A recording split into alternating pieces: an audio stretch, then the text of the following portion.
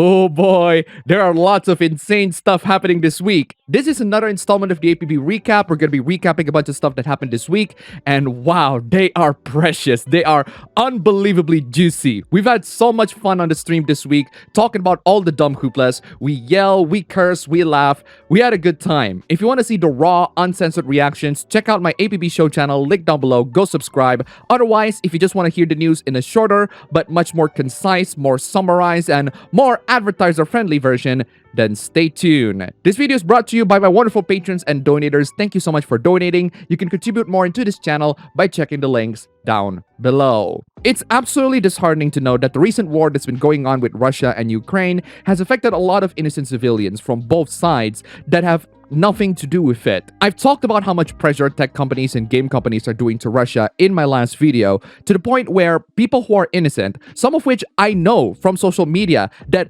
I regularly follow, they can't get paid for their work. But boy, things are starting to get even worse. More and more companies are starting to put sanctions on Russian citizens by temporarily halting their services, even if some of those services are things that these Russian citizens need to stay alive. YouTube, for example, has taken the next step of turning off monetization features to Russian content creators. Gamers are trying to play games on Steam, but the games are straight up unplayable. This has gotten so bad that Russia had to make a deal with the devil. As in, they have to make a deal with the sailors of the seven seas. Russia will probably legalize some software piracy to mitigate sanctions. I have a feeling that it's not going to be just limited to softwares. I think all forms of entertainment, whether it be films or TV shows or even animes, this is something that I've suggested too, especially when they can get themselves a hand over VPNs, especially ones that can be paid with crypto, which is pretty much the only viable method of digital currency that these Russian citizens can use, considering that all sorts of banks and even PayPal don't let any transactions. At this point, while we're living in the digital age, this is pretty much the only way for the normal citizens to be able to get some form of entertainment. I say we really should get ahead of the curve because a lot of governments and corporations these days are absolutely corrupt, and I don't want to give them too much of my hard-earned money. At some point in the future, your government is going to do something so stupid that companies are going to punish you for it, even if it's not your fault. So get ahead of the curve and start sailing. I already do a video talking about it, link down below. But beyond all of the Russian sanctions being forwarded by the big corporations, there are also some being put by the less big ones, such as DuckDuckGo. Yeah, DuckDuckGo, the search engine that will guarantee your privacy and make sure that your information don't get sold to advertisers and all of that. The CEO and co-founder of DuckDuckGo, Gabriel Weinberg, recently tweeted that the search engine is going to downrank sites that are associated with Russian disinformation. Yes, you heard that right. DuckDuckGo joins Surfshark in the list of companies that are striving to protect your privacy, but also strive to police whatever you're doing. I'm really not sure why DuckDuckGo has to be involved with filtering the news. As I said many times, including last week, when Surfshark did it, there are many news that are marked as fake, even though they're real, and there are many news that are marked as real, even though they're fake. It's really difficult to find information and sources that actually speak out about the truth. You can find the ones that you believe, but sometimes people chose to believe lies instead of the truth. I don't actually use DuckDuckGo for my search engine because DuckDuckGo isn't really that good as a search engine in my opinion. It doesn't have a lot of the features that I typically need. I used it for the timer on my stream, and other than the times where Google shows biased results, that's pretty much it. And here it is, DuckDuckGo advocating for biased results in the name of dispelling misinformation, or at least what we consider as misinformation, what they consider as misinformation. It's disappointing to see another software company that strive for user privacy trying to police the users in what they can and cannot search for. I get that false information these days can be incredibly dangerous, but it's really difficult for websites that rely on user-generated content, or especially search engines that look for user-generated content, to be able to filter all of the information. Again, fake news could be real news, and real news could be fake news. We don't know. The most that I can advise to all of you is to double check if the information is correct and check on multiple sources. Otherwise, please don't police what people can and cannot find on the internet, especially if you're striving for privacy and not caring about what they're doing. Moving on from that, we can go to something more lighthearted, or at least lighthearted in comparison. Elden Ring hooplas continue once again. Man, there's so many Elden Ring hooplas this week. I've actually beaten the game as I speak. I managed to get Rani's ending, and I think Elden Ring is one of my favorite video games of all time. Legit, I think it's one of my favorite video games of all time. Elden Ring is so good that it made me to consider trying out Bloodborne, as I haven't tried out Bloodborne at all, even though I've had this game for years now. I just mostly bought this because, you know, my brother is a very, very huge Soulsborne fan, and yeah, he played this game, but he haven't actually beaten it. My cousin did beat this game. He platinumed this game. Like, I'm kind of amazed that he did, because he platinumed this game when he was like in middle school. Kids these days, man, my god. Now, we talk about how the game is really hard and all of that, but you know what else is really hard about the game? The user interface. No, really, I'm not even kidding. Elden Ring is so hard, even the user interface is difficult for some people. One complaint in a tweet says that you can't equip armor from the inventory. Well, duh! Of course you can't. There's a separate equipment tab for it, and it works just fine. But apparently, it's so bad that it's its own level of hell. Really? Really? I mean, the scrub discourse is already pathetic enough, but to have people to actually unironically say that the UI is hard to navigate, it's ridiculous. Rami Ismail, who always have some dumb takes, chime into the fray. He said that it's very good that the lessons that people want developers to learn from Elden Ring is to make the UI and UX bad, and there's nothing good about it.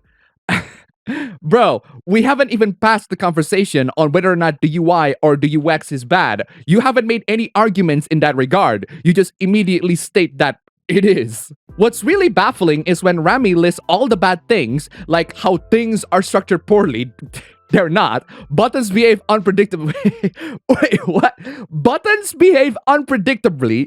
Are we playing the same game? I've never had this issue at all.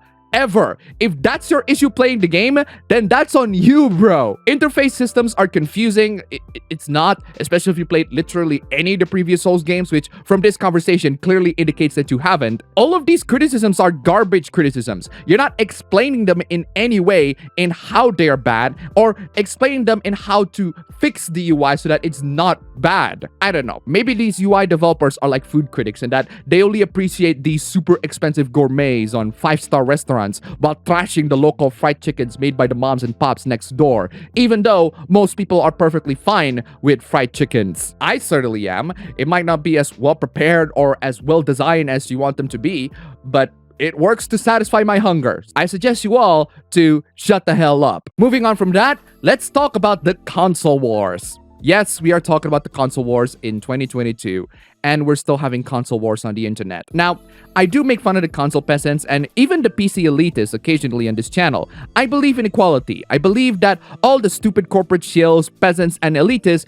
deserve to get mocked and made fun of. Unfortunately, it just so happens that it's the peasants that always get the most spotlight in my timeline. And this time, we're gonna do a Sony fanboy. And this hoopla is by far one of the dumbest hoopla of this year. Possibly the dumbest, right next to the Artesian build saga we talked about last week. Ah yes, small update on that. Their business is pretty much closed. One CEO did something stupid and their entire business is closed down. Imagine one person destroying an entire company and causing people to lose so many jobs. Great work, guys. Now let's go back to the Sony fanboy in question. This person has been going back and forth with the Xbox fanboys, also known as the Xbots. He himself, being a Sony fanboy, or also known as the Sony pony, decided to prove himself to the Xbots and everyone else around the world that he too, in fact, has a life. He doesn't just spend all his time arguing with Xbots about how amazing his PlayStation is. In real life, he's a doctor and he's performing surgeries. These filthy Xbots are spreading lies about me and telling me how much I'm a loser and I don't have a life. Well, they're talking about lies. I'm talking about facts.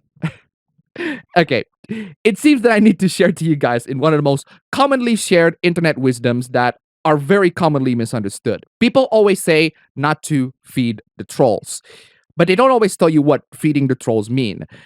Goodness gracious, thank you for this hoopla because this, ladies and gentlemen, is a great example of someone feeding the trolls. This is what happens when the trolls, the Xbots in this case, are trolling at this guy. What I mean by trolling is the Xbots are saying that this guy has no life, this guy has no job, this guy only spends his time arguing with Xbots and console fanboys all the time. He's a loser in real life that has nothing better to do than argue with people online. I assume that's what the Xbots said to him, and that's how the trolling works. They will deliberately say things that are wrong about you, and they say all of that to rile you up. That's where the trolling comes from. They will make you angry by saying things that are wrong about you and saying them deliberately. Most people who don't know about how the internet works will respond to these trolls by correcting these lies. Some people will go way overboard in correcting these lies by actually spreading personal information about themselves that no one on the internet should know, especially trolls. And that's exactly what happened to this Sony pony. He attempted to correct the Xbots to prove that he's not some internet loser by recording himself doing a surgery, but in doing so, he exposed the private information of his patient and breaching confidentiality. He breached patient confidentiality in order to prove that he's not some loser who argue with console fanboys all day. All of that just to desperately prove to people that he is not some loser. Funny thing is, all of this is under the assumption that the trolls were wrong. The problem in this case is that the trolls are not wrong. This guy really did spend a lot of his time arguing with the Xbots. Even if you're not a console fanboy, you're able to figure out that he's spending way too much time arguing with these trolls. Or at least you would be able to figure it out when he didn't nuke all of his social media accounts. And you don't even need to look at his social media account. He said it in his own deleted tweet that his hobby is console war. His hobby is console war, not playing the games on the consoles. Internet console war. That's his hobby. I don't even need to describe to you how petty that is. I can't imagine living my life knowing that my hobby is to argue with dumbasses on the internet. Just so you guys know that arguing with dumbasses on the internet will lead you into this. This reminds me so much of the Dragon Lord saga, except instead of doxing other people's private information, he doxed his own private information. All of that so that he can friend the trolls.